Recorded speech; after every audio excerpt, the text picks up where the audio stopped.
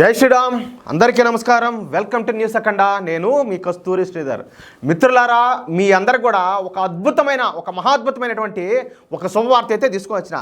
ఇంకా అసలు విషయం ఏంటంటే, ఈ కాంగ్రెస్ పార్టీ కావచ్చు, దాని తోక పార్టీలు కావచ్చు, భారతీయ జనతా పార్టీ మీద ఎంత విషయం జిమ్మినా, నరేంద్ర మోడీ మీద ఎంత విషయం జిమ్మినా, చెప్పాలంటే బయట దేశాలే పోయి కూర్చొని ఈ దేశాన్ని తక్కువ చేసి మాట్లాడినా, అదేవిధంగా కులాలను విభజించి కులాల రాజకీయం చేసినా, వీళ్ళు ఏమి చేసినా కూడా, తలకాయ కింద పెట్టి కాళ్ళు పైకితే తపస్సు చేసినా కూడా, వాళ్ళు ఎన్ని చేసినా కూడా ఈరోజు మనం హర్యానాలో అయితే మనం గెలవబోతున్నాం. అర్థమైందా?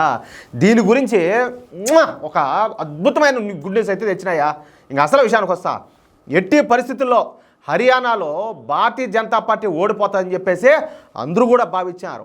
అన్ని మీడియా సంస్థలు, అదేవిధంగా ఒపీనియన్ పోల్స్, ఎగ్జిట్ పోల్స్ హర్యానాలో కాంగ్రెస్ పార్టీ ఏకపక్షంగా గెలవబోతుందని చెప్పేసి తీర్పునిచ్చాయి. అర్థమైంది కదా మీకు? చివరికి ఏంటంటే, హర్యానాలో భారతీయ జనతా పార్టీ గెలుస్తుందని చెప్పేసి బీజేపీ నాయకులు కూడా అనుకోలే. అంటే పరిస్థితులు ఆ మారి ఉన్నాయి. ఎందుకంటే ఒకవైపు కాంగ్రెస్ చేస్తున్నటువంటి అబద్ధ ప్రచారము, మనోళ్ళు ఏంటంటే సరిగ్గా జనాల్లోకి వెళ్ళకపోవడము, చాలా కారణాలు. దాంతోపాటు నేను చెప్పిన అనమాట, హర్యానాలో బీభత్సమైన కుల రాజకీయాలు. హర్యానాలో ఉండే కుల రాజకీయాలు చెప్పాలంటే ఉత్తరప్రదేశ్లోనూ ఉండవు, ఆంధ్రప్రదేశ్లోనూ తెలంగాణలోనూ కూడా ఉండవు. అట్లా కానీ అందరి అంచనాల్లో కూడా తల్లకందులు చేర్చా హర్యానా ప్రజలు బీజేపీకి అయితే పట్టం కట్టినారు.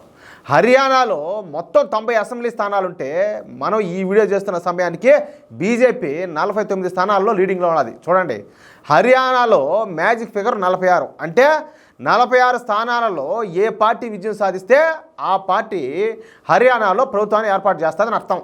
కానీ ఇప్పుడు బీజేపీ ఈ మ్యాజిక్ ఫిగర్ ఈ 46ని దాటి 49 స్థానాలకు చేరింది. అంతేకాకుండా గెలవబోతున్నటువంటి మరో 3 ఇండిపెండెంట్లు కూడా బీజేపీకి అప్పుడే ఓపెన్గా మద్దతు అయితే ప్రకటన చేశారనమాట. అదొక విశేషం దీంతో బీజేపీ బలం ఇప్పుడు 52కి చేరింది. అంటే ఇక ఎటువంటి ఆటంకాలు, ఇబ్బందులు ఏం లేకుండా హర్యానాలో ముచ్చటగా మూడోసారి హ్యాట్రిక్ 4 హ్యాట్రిక్ 6 అన్నట్టు ముచ్చటగా మూడోసారి బీజేపీ ప్రభుత్వాన్ని ఏర్పాటు చేయబోతుంది. అది ఇక హర్యానాలో భారతదేశ ప్రధాన ప్రతిపక్ష నేత అయినటువంటి ఎవరో ఈ 55 ఏళ్ల యువ నేత అయినటువంటి రాహుల్ గాంధీ, ఈయన మొత్తంగా హర్యానాలో 12 నియోజకవర్గాల్లో భారీ బహిరంగ సభలు ఏర్పాటు చేసినాడు.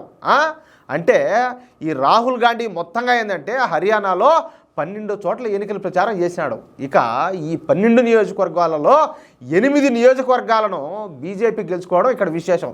నేను ఒక మాట చెప్తా, ఏది ఏమైనా కూడా ఎవరేమనుకున్నా కూడా భారతీయ జనతా పార్టీకి స్టార్ క్యాంపెయిన్ ఎవరంటే ఈయనగారే. ఈయన మించి ఇంకొకరు ఎవరు లేరు. అది బీజేపీని గెలిపించే దానికోసం అనుక్షణం ఆయన తప్పించానే ఉంటాడు. అట్లా చూడనమాట రాహుల్ గాంధీ. అంటే హర్యానాలో రాహుల్ గాంధీ ప్రభావం ఏమీ లేదని చెప్పి దీంట్లో అయితే అర్థమైపోయింది.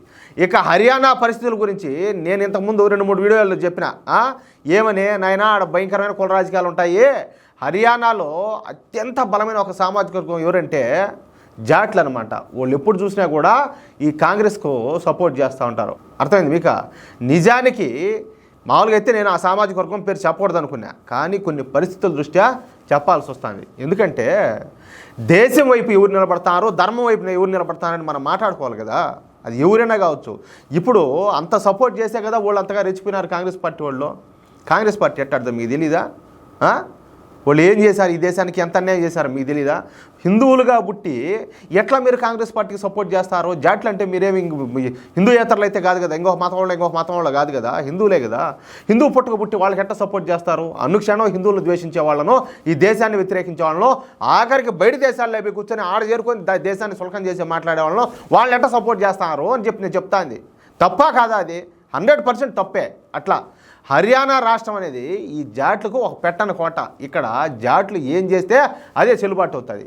జాట్లను కాదని చెప్పి ఇప్పటి వరకు హర్యానాలో ఏ పార్టీ కూడా గెలిచింది లేదు. హర్యానాలో ఏ పార్టీ గెలిచినా ఈ జాట్లకైతే పెద్దపేట వేయాల్సిందే, వాళ్లకు అధిక ప్రయోజనాలు అయితే కల్పించాల్సిందే. అట్లుంటుంది వాళ్ళ కథ.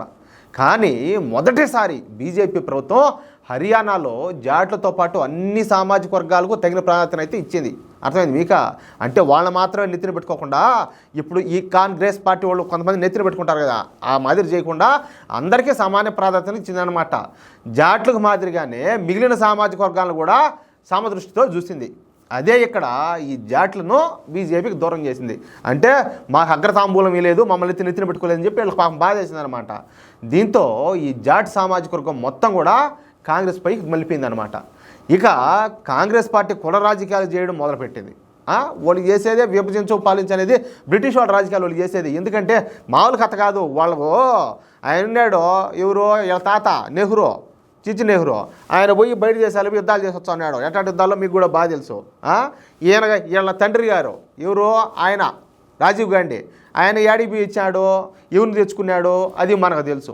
ఈయన ఏంటంటే ఈయన లేచే బయట దేశాలు పోయేది భారతదేశాన్ని తిట్టేది. అంటే భారతదేశం కంటే హిందువుల కంటే వాళ్ళకి ఎవరికి ఎక్కువ ఇష్టమో మనకు బాగా తెలుసు. ఇంకోటి ఈయన రాహుల్ గాంధీ వాళ్ళ తాత అంటే ఎవరు వాళ్ళ నాయన ఆయన ఫిరోజ్ జహంగీర్ గాంధీ. ఆయన ఎక్కడైనా ఆయన పార్సీ, ఆయన బయట నుంచి వచ్చాడు, ఈ దేశమైన కాదు.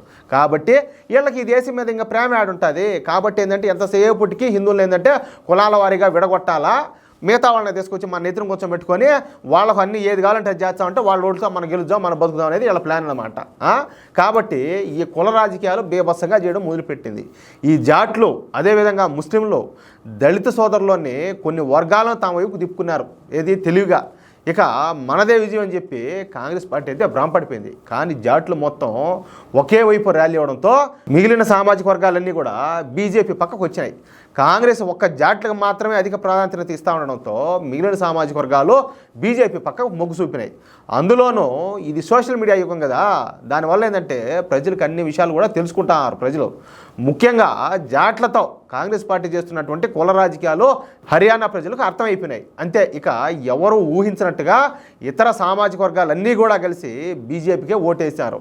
ఈ క్రమంలో అనేక మంది కాంగ్రెస్ మద్దతుదారులు కూడా బీజేపీ వైపే మొగ్గు చూపడం ఇక్కడ విశేషం అన్నమాట. ఫలితంగా హర్యానా అసెంబ్లీ ఎన్నికల్లో బీజేపీ ముచ్చటగా మూడోసారి ప్రభుత్వాన్ని అయితే ఏర్పాటు చేస్తుంది. ఇక్కడ మరొక విశేషం ఏంటంటే చెప్పేదా, హర్యానాలో ఇప్పటి వరకు ఏ పార్టీ కూడా మూడోసారి గెలిచిన చరిత్రే లేదు, ఆ దాఖలాలే లేవు. కానీ మొదటిసారి అందరి అంచనాలను తలకిందులు చేస్తా భారతీయ జనతా పార్టీ మూడోసారి గెలిచి అధికారంలోకి వస్తూ ఉండడం ఇది విశేషం అనమాట.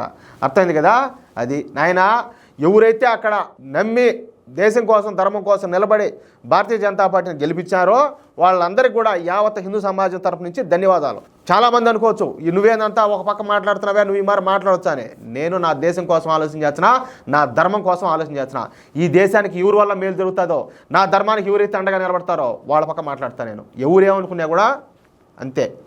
మీకు గనక ఈ న్యూస్ నచ్చితే, అదేవిధంగా నేను చెప్పిన విషయం కరెక్ట్ అని మీరు భావిస్తే ఈ న్యూస్ను తప్పనిసరిగా నలుగురికి షేర్ చేయండి. అదేవిధంగా ప్రతి ఒక్కరు కూడా మీ యొక్క అమూల్యమైన అభిప్రాయాలను కామెంట్ రూపంలో తెలియజేయండి. జై శ్రీరామ్.